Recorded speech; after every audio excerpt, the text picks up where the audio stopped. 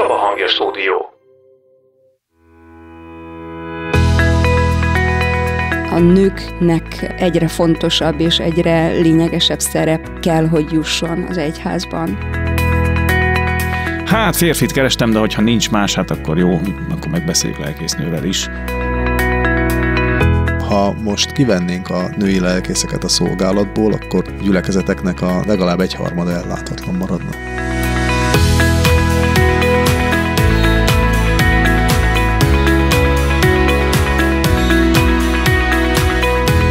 Immár fél évszázada nők is végeznek Magyarországon az evangélikus egyházban lelkészi szolgálatot. Ez ma már talán természetesnek tűnhet, ám sokak gondolkodásában még most is elsősorban férfi képe jelenhet meg, ha lelkészről beszélünk. Van-e különbség a nők és férfiak lelkészi szolgálata között? Nehézségek és előnyök, kérdések és buktatók a női lelkészség jubileuma kapcsán.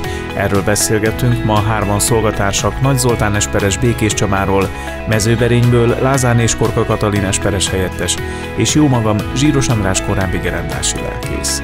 Ez az Erősvár Podcast.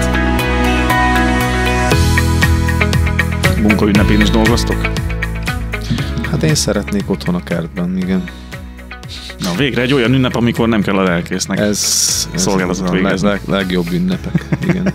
Én lehet, hogy elmegyek a szociális otthonba az idősekhez, mert a vasárnap az eléggé zsúfolt, nálunk lesz délutáni alkalom is, és akkor kedves időseknek meg szerintem öröm, hogyha másnap akár találkozhat velük valaki épp a munkaünnepén. De nem a majálist jellegű, vagy majális jellegű. Fáklyás felvonulás majd az idősekkel, igen, az udvaron. Virsli sör. Klasszik. Hát figyeljetek, ünnepelni mindig van mit. Gyerekkorom ilyen élmények, határozó élményei, hogy annyi részeg ember soha nem láttam, mint május 1-én délután. Tehát így. Jó, hát ott egy kicsit a gőz kieresztéséről is szólt, amikor végre azt érezhette a munkás réteg, hogy ők vannak a középpontban, úgy igazán. Hát meg ingyen kaptak sört, tehát hogy ez meghatározó volt. Mondjuk mi kaptunk szintén virslit, meg limonádét, az acskós limonádét. Nekem nem ilyen emlékeim vannak. De én azért kaptam, mert Sok-sok én a szép pingpong játék. egyesülettel vonultam föl május 1-én, és nem az iskolai csapattal. Milyen egyesületen? Pingpong, asztali tenisz. Aha. Úgyhogy Nem, ezt pontosan azért hoztam föl, mert hogy ünnepelni mindig van okunk, mert tele vagyunk mindenféle jubileummal. Ezt éppen Kati hívta fel a figyelmet rá, hogy 50 éves a női lelkészség Magyarországon, az evangélikus egyházban. Ugye? Ez így van.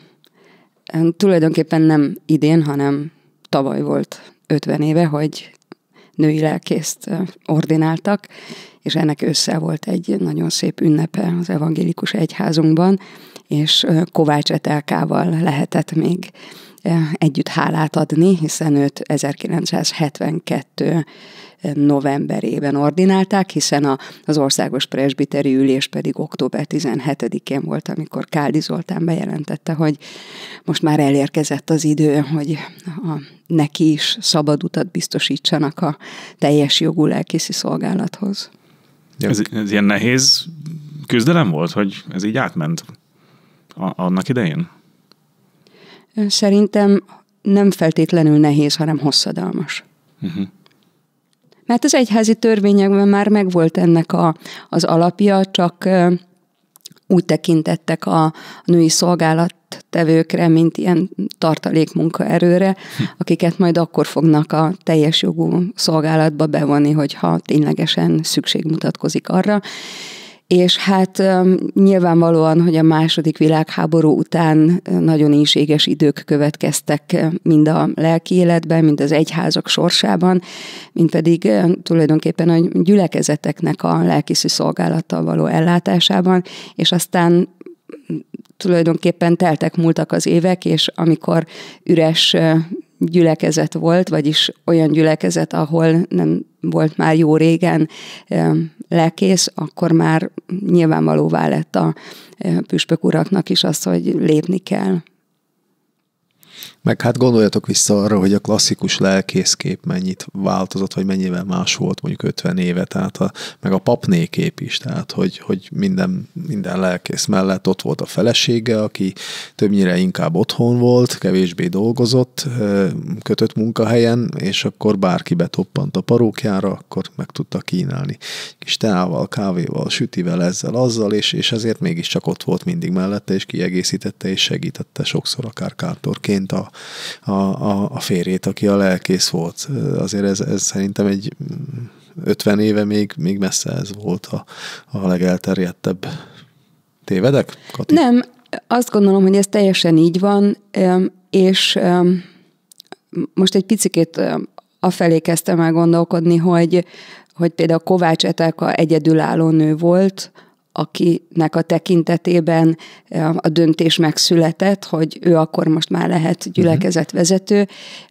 A második lelkész, akit pedig ordináltak, Pintér Károlyné volt, aki pedig nyilvánvalóan családos asszony volt, és az ő esetében azért komolyabban elgondolkodtak, hogy szabad-e egyáltalán őt lelkészé szentelni, hiszen valahogyan az elgondolás volt, hogy ha már valaki nőként szolgál, akkor az csak kvázi ilyen diakonissza státuszt mutasson, vagy ténylegesen... Kvázi cölibátus. Igen, de ténylegesen önmagát a szolgálatra szánja, ne legyen semmi, ami őt aztán abból kibillenti, hogy ő az Istennek szolgál. De nézhetjük, ha védeni akarjuk őket, feltétlenül azt is, hogy a családját szerették volna megvédeni. Te már tudod, mitől. Igen. Nyilván azért ezt ti magatok is élitek, mert hogy én úgy töltöm a mindennapjaimat, hogy az én férjem azért egy civil polgári foglalkozású egyén, ti viszont a hitveseitekkel úgy vagytok, hogy mindkettő lelkészi szolgálatot végez, tehát azt hiszem, hogy ti a másik oldalt is jól érzékelitek, hogy mit jelent a nőknek napról napra helytállni abban, amit az Isten rájuk bízott. Igen, nekem is sok most villant, tehát így ez olyan, hogy mindhárman érintettek vagyunk ebben a női lelkészségben a magunk módján. Most jut eszembe. Én ezért nem ágáltam nagyon a téma ellen, hiszen nagyon autentikus mindannyiótok számára az, hogy mit is jelenthet. Ez nem csak azt tud erről megnyilvánulni, aki benne van, hanem ti is társként ezt nagyon-nagyon közelről látjátok. De ez biztos kétfajta, vagy külön kezelhető kérdés, hogy hogyan tekintünk egy nőre, ha ő lelkész, akkor, hogyha a férje is lelkész, vagy hogyha nem. Mert nyilván könnyebben átmegy mondjuk egy ilyen képzeletbeli szűrőn, hogy egy gyülekezet, vagy egyházvezetőség, vagy bárki ágáljon az ellen, hogy nőket ordináljanak, hogyha a férje mellett közösen végzik a szolgálatot, és mindjárt nehezebb a kérdés, hogyha azt vizsgáljuk, hogy vajon egyedül meg tudja állni úgy egy gyülekezet vezetőjeként a helyét, hogy mellette van egy családja, egy polgári foglalkozású férje, akiknek szintén szüksége van az anyára, a feleségre, és gyülekezeti szolgálatban sokszor érezhetik magukat háttérbe szorítva. Én úgy gondolom, hogy más hivatásokban is hasonló nehézségekkel küzdenek meg, akár hogyha arra tekintünk, hogy mondjuk egy orvosházas pár hogyan érheti meg a mindennapjait, hiszen nekik is ügyelni kell, nagy a pacientúra, az igénybevétel nyilvánvaló hasonlóan nagy mindkettőjük számára, hiszen akár fizikálisan, mentálisan komoly kihívásoknak vannak kitéve. Nem hiszem, hogy csak a lelkészi szolgálat tekintetében kell ezt így... Tehát nem csak a lelkészi szolgálat tekintetében kell azt lássuk, hogy valami nagyon egyedi és nagyon nagy terheket hordozó hivatással állunk szembe, hiszen hogyha mondjuk akár a házasfelek mindegyike mondjuk pedagógus, vagy a házasfelek mindegyike ugyanabban a hivatásban áll, akkor ők lehet, hogy egymást kiegészítik, de bizonyos tekintetben akár ki is oldhatják, mindig ugyanaz a probléma, vagy hasonló hatásoknak vannak kitéve. szerintem ez, hogyha így nézzük, máshol is kezelésre szorul, de az is igaz, hogy a mi esetünkben a vezető szerepnek a ténye, vagy akár a halmozottabb elvárások azért jobban ránk hárulnak, és talán jobban is igénybe veszik a tűrőképességünket? Hát lehet, de az biztos, hogy gondolom nem véletlen, hogy a lelkészi szakma is kezd lassan elnőiesedni most a teológusok gárdáját, hogyha az utánpótlást megnézed, akkor jóval kevesebben vannak a fiúk most a teológián, mint a lányok. Éppen néztem a Passiót bemutató teológus gárdát, ugye a harmadéveseket, ahol, ha jól emlékszem, 7 főből állt az évfolyam, és egy fiú volt köztük, a többiek mind lányok voltak, és úgy oldották meg a Passiót, hogy a lányok játszották el az összes férfi szerepet, és akkor a fiú volt Jézus, ha jól emlékszem. De egészen sajátos, tehát a női szerepekre arra mentek rá? Mentek rá, igen, ezzel, tehát hogy jól sikerült ezt feldolgozniuk, én úgy tudom.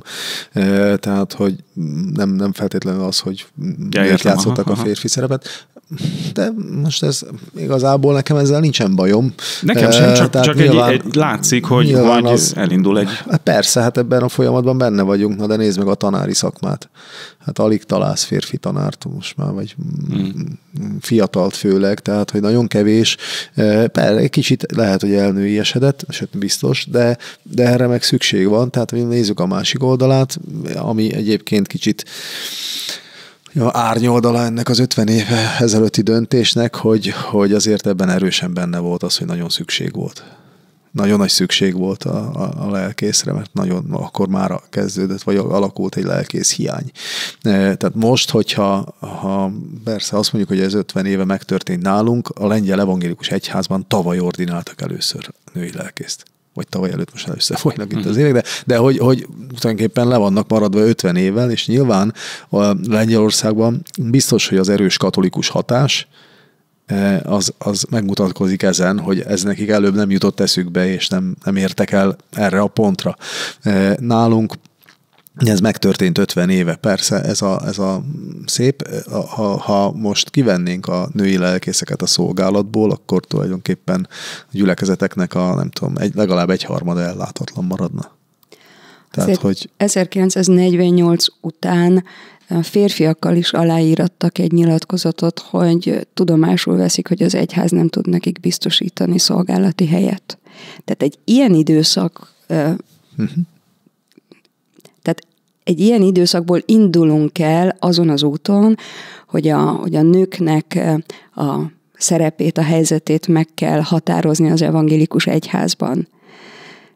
És hát nyilván akik akár már a 20-as években elkezdtek teológiát tanulni, Acél Anna vagy Prőle Irén, ők tudták azt, hogy csak a vallástanítás vagy a hitoktatás a gyülekezeti gyermekmunkaterepén lesz nekik szolgálatuk, de ez sem volt teljesen egyértelmű a második világháborút követő időszakban, hiszen volt olyan, aki elvégezte a teológiát, és aztán a hitoktatói állást is egy férfi kollega kapta meg helyette. Az énséges időszak pedig nyilván egy lerombolt országnak a képét azért magunk előtt látjuk. Az énséges időszak az meg nyilvánvaló komoly egzisztenciális kérdéseket vetett fel a férfiak családfenntartók tekintetében, és az is lényeges, hogy a lelkészi hivatásnak a respektje az meg egyáltalán nem volt. Tehát azért jól tudjuk, hogy a pártállami rendszerben pont nem a lelkész volt az, aki nagy tiszteletű úr lett volna, hiába nevezték úgy meg a gyülekezetek, nyilván még a népegyházi kereteiket stabilan tartották, de azért össztársadalmi szinten nem feltétlenül volt az a biztonságot nyújtó hivatás, és az a megbecsültséget közvetítő szolgálat, vagy férfi szerep, ami után akkoriban a férfiak nagyon vágyódhattak volna. a családjuk fenntartása meg ugyancsak egy nagyon komoly kihívás volt pont abban a nagyon szegényes időszakban. Tehát, hogy ezeket mind együtt kell látni szerintem azzal párhuzamosan, hogy a nőknek pedig egyre fontosabb és egyre lényegesebb szerep kell, hogy jusson az egyházban. De hozzáteszem, hogy azért ez olyan sokat mostanra se változott meg, hogy olyan nagyon vonzó lenne maga a pálya megélhetés szempontjából, vagy a társadalmi megbecsültség szempontjából. Kicsit vitatkoznék is Katival, mert szerintem az emberek szemében és a társadalom szemében igenis megbecsült volt a nagy tiszteletű úr, vagy a tisztelendő úr. Ott a pártállam szemében és a rendszer szemében volt kitaszított, meg üldözött sok esetben.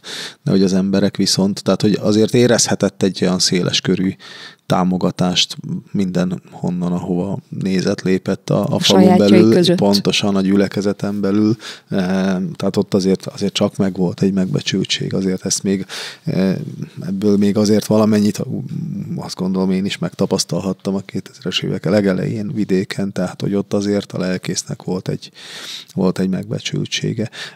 Ez szerintem már eléggé erősen erodálódott ez a társadalmi megbecsültség, egészen másképpen, de szerintem szinte minden hivatásban, tehát a tűzoltók tudják tartani ezt a szintet, mert ők ebben nagyon hatékonyak, ugye ők fölöslegesen úgy sincsenek, ott sehol útban nincsenek, nem érzik azt az emberek, hogy az ő eltartásuk az konkrétan pénzbe kerülne, ellenben, amikor baj van, akkor jönnek, és nagyon hatékonyak. Tehát ez így mondhatjuk azt, hogy helyzeti előny. Nyilván az anyagi megbecsültségükkel meg nem vagyok tisztában, hogy ők mennyire kapnak tisztességes fizetést, ezt nem tudom, de hogy ez egy helyzeti előny, a lelkész társadalmi megbecsültsége az meg erodálódott egyrészt azért, mert nyilván mindenkinek volt már rossz tapasztalata, vagy legalább hallott olyat, az ugye nagyon feltűnő, amikor egy lelkész sikkaszt, bármit tesz, tehát hogy az ugye azonnal hírértékű, tehát ugyanezt egy bármilyen más szakmából érkező ember teszi, az nem úgy jelenik meg, hogy lelkész, hanem hogy XY hírekben, ugye? Tehát, hogy még soha nem láttam olyat, hogy XY villamosmérnök ezt meg azt tette. Tehát olyat viszont mindig, hogy XY lelkész vagy pap. Tehát ez a következő, és hát nyilván azért látjuk a társadalmi változásokat. A mai társadalomban már nincs ilyen, hogy abóvó kijár a tisztelet valakinek. A mai fiataloknál ez már eltűnt, és a mai fiatalokban nem csak a 10 éveseket értem bele. Gyakorlatilag szerintem már a mai fiatal szülők generációja így nevelkedett, és ebbe született bele. És szerintem a nők különösen is megszenvedik azt, hogy meg tudják ezt a tiszteletet kapni valaha is az ő hivatásukban, vagy el tudják-e nyerni a környezettől ugyanazt a megbecsülést, mint mondjuk a férfi kollégák. Számos ilyen példát tudnánk szerintem itt lelkésznő társaimmal elmesélni, hogy amikor becsöngetnek a lelkészi hivatalba, kimegy az ember, és akkor azt mondják, hogy a papot keresem. És akkor nem feltétlenül egy nőre gondolnak, hogy majd azzal fognak szembe találkozni. Nekem az előző szolgálati helyemen is volt ilyen, hogy valaki a lelkésszel akart beszélni, nem magával, hol van a férfi nincs.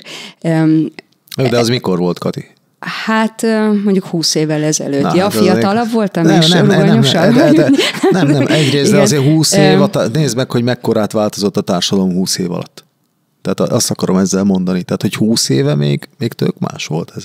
Igen, de azért friss példákat is tudunk mondani, hogy valahol egy gyülekezetben nő végzi a szolgálatát, mondjuk Piroska, és megérkezik a 6 éves a szolgálatába, ugye, erre a gyakorlati évre, és amikor fiatalember, és őt rögtön tisztelendő úrnak szólítják, a lelkésznőt pedig akárhány éve is áll a szolgálatban, pedig rögtön a keresztnevén, vagy továbbra is a keresztnevén. Valóságos jelenségekről szólok, és ez egyébként nálunk is pontosan így van. Tehát megérkezett a fiatalabb, velem egykorú lelkész a másik gyülekezetbe, ő tisztelendő úr, én meg már ott végzem a szolgálatomat 20 éve, és nekem meg azt mondják, hogy Katika. Igen, de ez a közvetlenségnek, meg a közvetlen kapcsolatnak a megnyilvánulása is. Igen, viszont a kérdés az, hogy a nőkben ez hogyan csapódik le.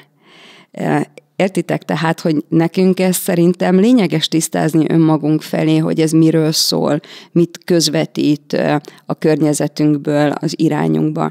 És szerintem a nőkben mindig is volt egy vágy arra, hogy egyenjogú legyen, egyenjogúak lehessünk a férfi kollégákkal, és ez a jogok tekintetében igaz. Kovács Etelka is azt mondta, hogy nem egyformák szerettünk volna lenni a férfi társainkkal, vagy férfi lelkészekkel, csak hozzájuk hasonló jogokat kértünk magunknak, hogy mi is ugyanúgy szolgálhassunk, ahogy ők. Azért, hogyha a lelkészi szolgálatnak a történetiségét elkezdjük olvasni, hogy hogyan változott, hogyan alakult, hogyan szélesedett ki az, és mennyi időnek, milyen fajta lépéseknek kellett bekövetkezni ahhoz, hogy ténylegesen 72-ben már nőt ordináljanak, annak ellenére, hogy már 62-ben meg volt a törvény a Magyarországi Evangélikus Egyházban, hogy erre lehetőséget biztosít egyházunk, akkor azt is láthatjuk, hogy a gyülekezeti munkatársaknak mindenféle szolgálatot el lehetett végezniük, ha nők voltak. Viszont a szentségek kiszolgáltatását nem. Tehát azt visszatartotta az elnökség, vagy a zsinat, tehát, hogy ezt nem lehetett megtenni, és aztán a férfi kollégák voltak azok, akik azt mondták, hogy nehogy már úgy folytassuk, hogy valaki prédikálhat, és aztán itt van mondjuk egy ünnepi istentisztelet, de csak férfi lelkésznek az engedélyével vagy jelenlétével történhet az, hogy a szentség is kiszolgáltatásra kerüljön. Tehát nyilvánvalóan a kényszerhelyzet vitte el odáig egyházunkat is, hogy akkor teljes jogot kapjanak a női lelkészek, de azért nincs ez olyan messze, távoli múltként nem tekinthetünk rá, hogy valahogy a női lelkészekben azért még mindig ott legyen az a kérdés, hogy akkor ugyanúgy jogok vagy a szolgálat végzése tekintetében ugyanúgy tekintenek ránk, mint a férfi társainkra? Hát ez a gyülekezetek tagjainak a fejében egy kérdés, hogy vajon van ez a klasszikus kérdés, hogy kinek a pap, kinek a papné, ezt ugye mindig el szokták mondani. Én nagyon sokszor tapasztalom azt, hogy bizonyos kérdésekben, vagy bizonyos problémákkal szívesebben fordulnak lelkész nőhöz, mint férfihoz, és van olyan, amiben meg inkább férfi partner keresnek. És nyilván nagyon kényelmes az a helyzet, ahol egy gyülekezetben van férfi is, meg nő is lelkész, mert akkor lehet válogatni, de amikor az van, hogy csak lelkész nő van, és akkor olyan problémával, amivel én egy férfit kerestem volna meg inkább, akkor ott meg kell egy kicsit erőszakolnom a magam sztereotípiáit.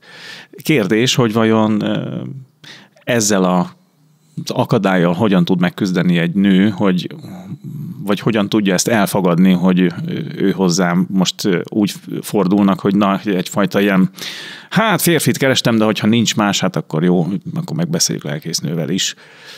Szerintem ezek lelki gondozói helyzetek lehetnek, és nyilvánvaló vannak olyan témák, amelyekben nők nőkkel, férfiak férfiakkal jobban meg tudják magukat értetni. Ezt maximálisan elfogadom. Hát vagy pont fordítva, hogyha férfit keresek, akkor az lehet, hogy valami technikai jellegű kérdés, hogy nem tudom, a kivitelezői témát, hogyan legyen a bádogozás a templom tetőn. Na igen, ez Én nem feltétlenül csak erre gondolok, nyilván ezek miatt konkrétan tudok szenvedni, viszont lelkigondozói helyzetekre, hogyha gondolok, azért már számos olyan szituáció volt, amelyben azért mondjuk hozzám forduló férfi jelezte, hogy azért van egy-két olyan dolog, amit ő nem kíván velem megosztani, pontosan arra való tekintettel, hogy én nő vagyok, neki ebben az esetben megnyugtatóbb, vagy kevésbé zavarba ejtőbb lenne, hogyha nem egy nő előtt kellene ezt elmondja.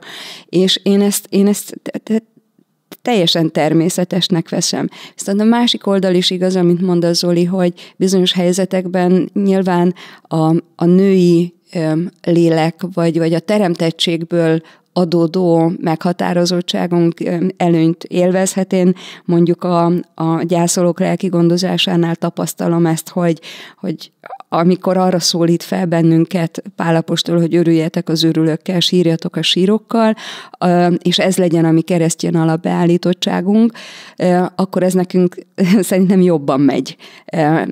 Mert én ezt tapasztaltam magamon, hogy akár az érzékenységünk, vagy az empátiánk Istentől adottan azért más, és az is igaz, hogy rengeteg dolgot érzek a férfiak előnyének, pontosan a nagyvonalúságot, vagy az összeszedettséget, vagy a rendszer szemléletet, vagy azt, hogy az elaprózódottság az nem jellemző egy férfire, hanem globálisabban tud rátekinteni problémákra, és nem engedi magát túlságosan az érzelmek által befolyásolni, hiszen ebben a Jóisten másfajta karaktert, vagy másfajta lelkületet biztosít egy férfinek. Ugye erre szokták mondani azt, hogy nézzük meg, hogy ideális esetben mondjuk a férfiak és a nők csontozat az hogyan néz ki, a férfinak széles a válla, hiszen ott a teherviselésről van szó.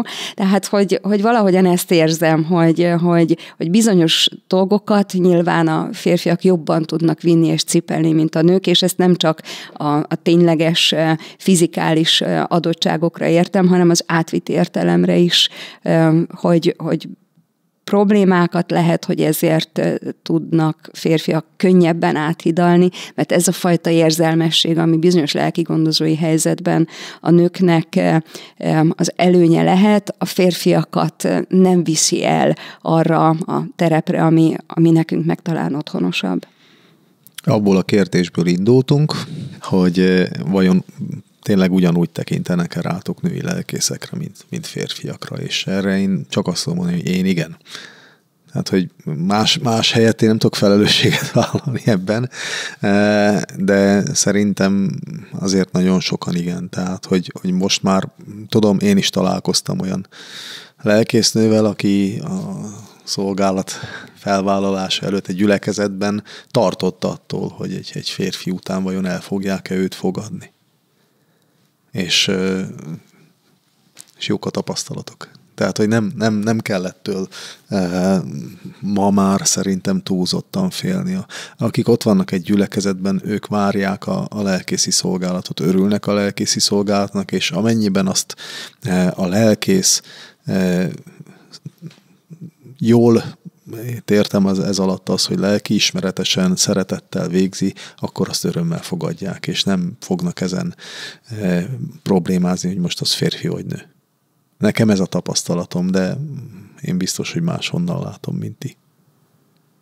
Én ebben csak azt érzem fontosnak, hogy egy nő, ha lelkészi szolgálatot vállal, akkor vállalja föl a nőiességét, és ne akarjon ő férfias szerepeket magára erőltetni. Jó, hát ez egy klasszikus hiba.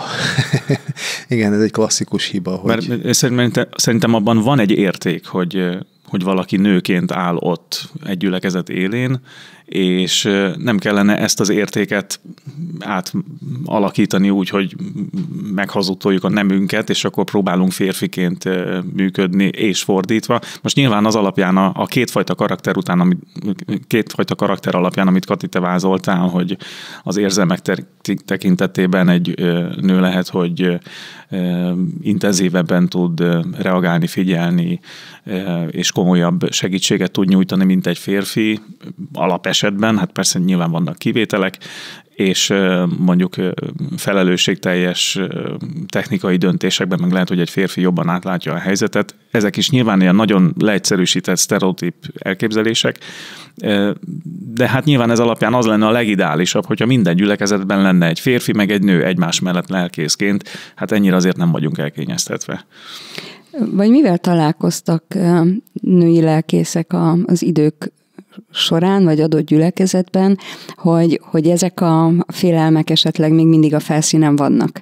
Ugye én most is olvastam, hogy amikor valaki fiatal lelkésznőként fölment a szószékre, akkor az ő principálisa mondta, nagyon örültem neki, hogy nem domborodott ki jobban a nőiessége az igehirdetés során, és ez nem csak arra vonatkozott, hogy mennyire vagy mennyire tudott az ige hirdetésben tényleg az ige magyarázatra koncentrálni, hanem arra is, hogy hát eléggé bőruházatot vett fel, és hogy kvázi nemtelenként mutatkozott odafönn a szószéken.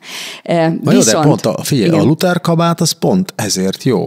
Mert az egy teljesen aszexuális ruhadarab. Köszönöm, hogy ezt mondtad, mert rögtön azzal szerettem volna folytatni, hogy mi fiatalként, ifjú teológák azért nagyon sóvárogva néztük Szabóné Mátrai Marian Luther kabátját, ami totálisan más anyagból volt, egy ilyen könnyű, esésű, nagyon szép szövet, nem tipikusan úgy az a nehéz, ami a férfi Luther kabátokra jellemző, és olyan jó volt látni azt, hogy ő neki még a Luther kabátja is valami másfajta. Tehát ez engem akkor fiatalként lenyűgözött, hogy de jó, hogy ezt így is szabad. Szerintem ezt abszolút lehet ízlésesen keretek között.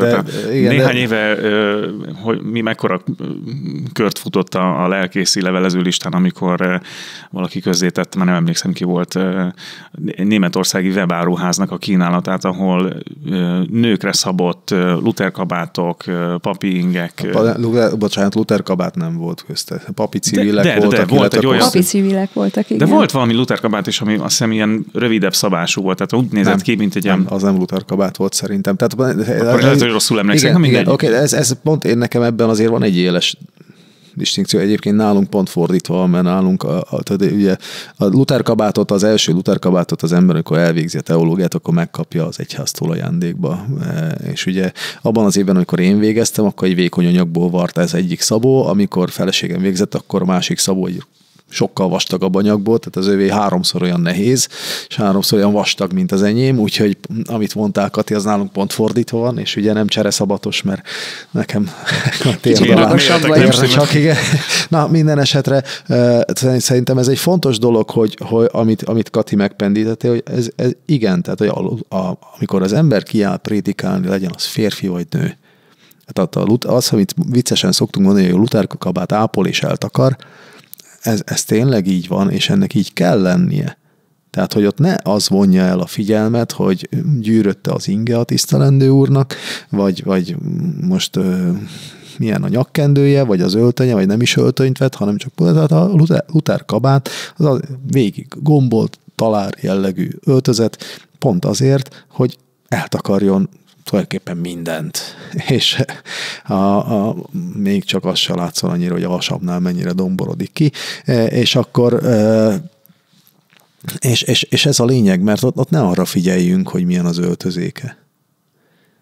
Tehát, hogy az megint más, amiről beszélünk, hogy egy papi civil viselet, tehát ami a klasszikusan egy ilyen papi ing, ilyen galléros, és hogy abból aztán hölgyeknek készítenek divatos kosztümöt, ami ilyen koláréban végződik, hát azzal nekem nincsen bajom, csak az ne legyen, az legyen egy hétköznapi viselet, amiben elmegy az iskolába, meg elmegy bárhova, szolgálatot végezhet, de alapvetően a Luther kabátos szolgálat egy temetésen, egy esküvőn, egy istentiszteleten, az ne legyen ennél több. Az se szép egyébként, amikor sok lelkész van együtt, és mindenkinek más a Luther kabátja. Tehát ez az egységességet is valahol mutatja. de azért mégiscsak érzékelhető az, hogy a kor divatja és a kor elvárásai, vagy éppen az adott egyénnek a személyisége azért a Luther kabát fölött meg ellenére is megmutatkozik.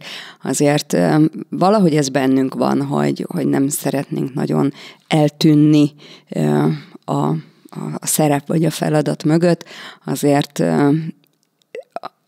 tudom, hogy ma már nyugdíjas lelkésznő mesélte el, hogy szinte derékig érő barna haja volt, és ezt a hétköznapi életben sem feltétlenül tolerálták, hogy úgy lép ki, hogy nincs összefogva a haja. Ez évtizedekkel ezelőtt volt.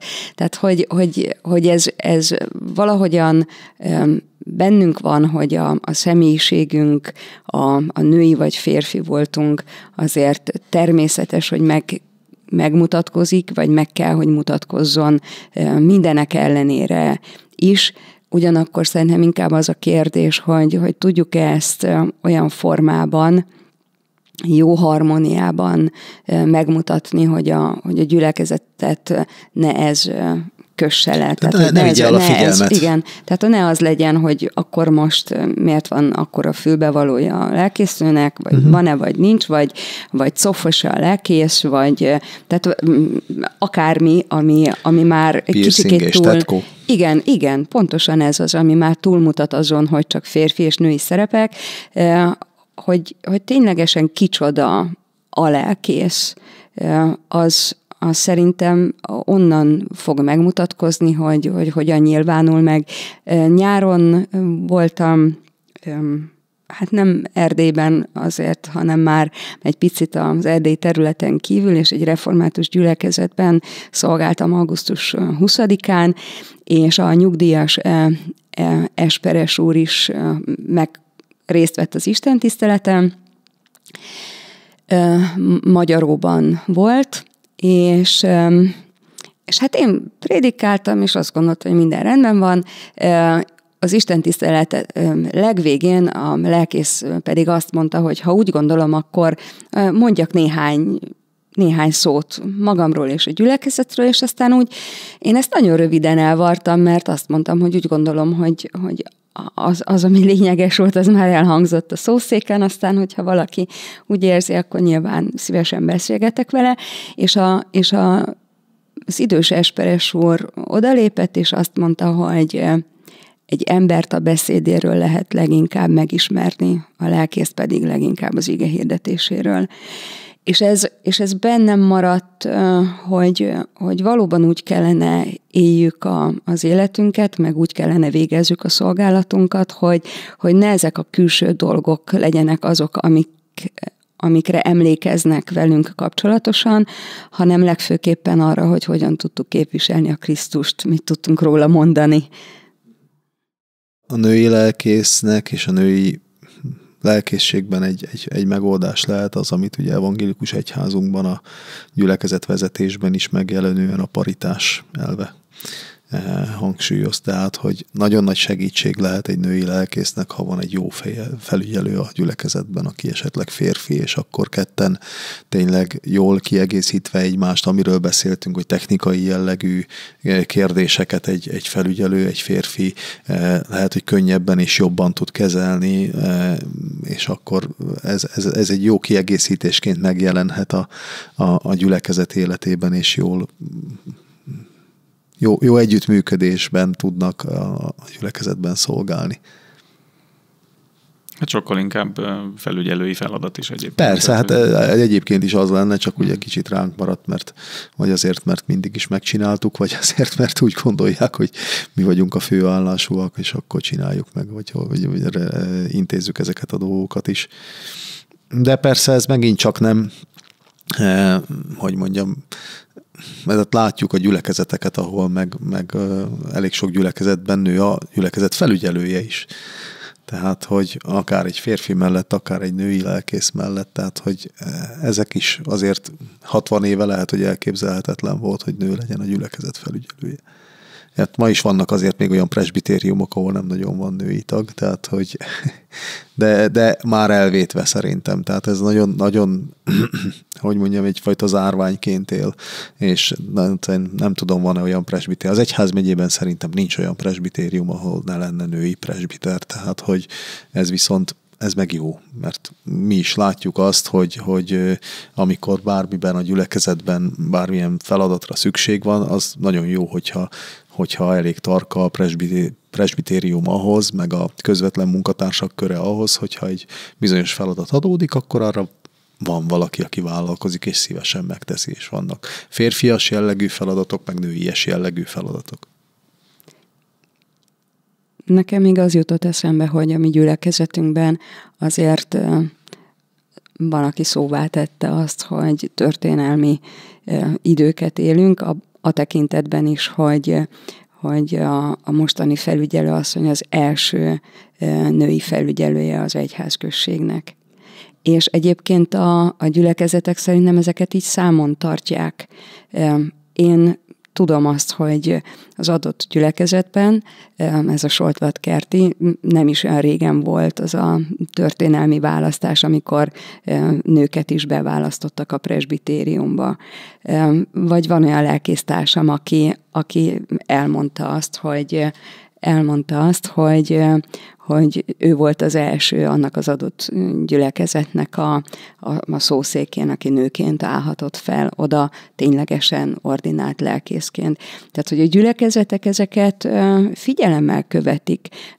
Jubileumokról beszéltünk, meg nyilvánvaló arról, hogy ezeket az emblematikus pillanatokat föl kell elevenítsük, vagy nem szabad, hogy a feledésben merüljenek ezek a mérföldkövek, de szerintem azért is beszélgetünk erről, mert hogy az egyházközségek valahogy ezeket olyan kitüntetett eseményekként vagy pillanatokként tárolják, hogy igen, na akkor ez az első lelkész. Én amikor oda mentem Berénybe, akkor nekem már nem volt nehéz dolgom, mert hogy előttem már volt női lelkész a gyülekezetnek, és püspök úr akkor azt mondta, hogy ez nem lesz egy nem tudom, egy nehéz választás, vagy nehéz döntés a gyülekezet részéről, mert hogy van már annak előzménye. Csepregi Zsuzsanna volt előttem, nem közvetlen előttem, de a gyülekezetben lelkész.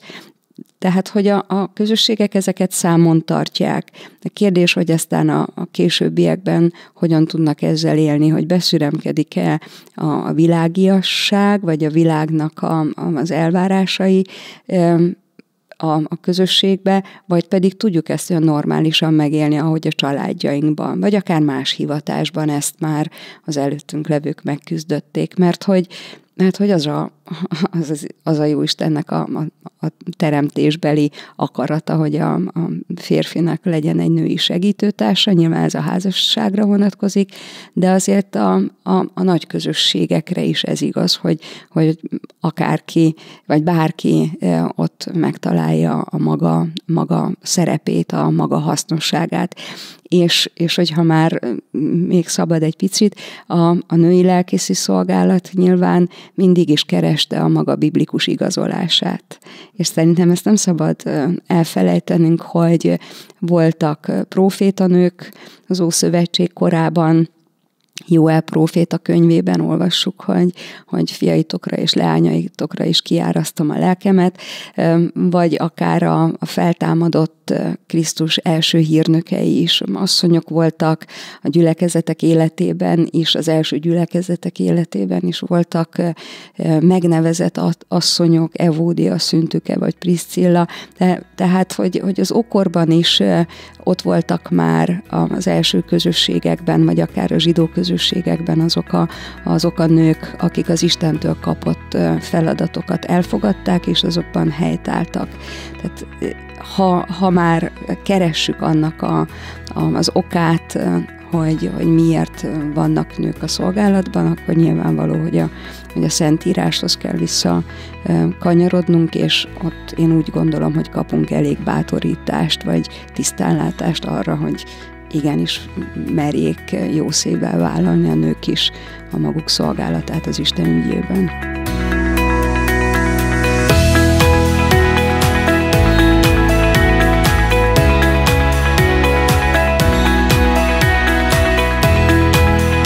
volt az Erősvár Podcast. Műsorunkat jövő héten folytatjuk, addig is örömmel várjuk hallgatóink visszajelzéseit az elhangzottakkal kapcsolatban, de akár témajavaslatokat, kérdéseket is szívesen fogadunk. Írhatnak nekünk Facebook oldalunkon, ahol a legfrissebb adásunkról is mindig hírt adunk. A régebbi epizódokat is megtalálják itt, illetve podcast csatornánkon. Ha még nem tették meg, iratkozzanak fel, hogy biztosan nem maradjanak le a folytatásról. Tartsanak velünk legközelebb is. Köszönjük a figyelmet. Erős vár a mi Istenünk.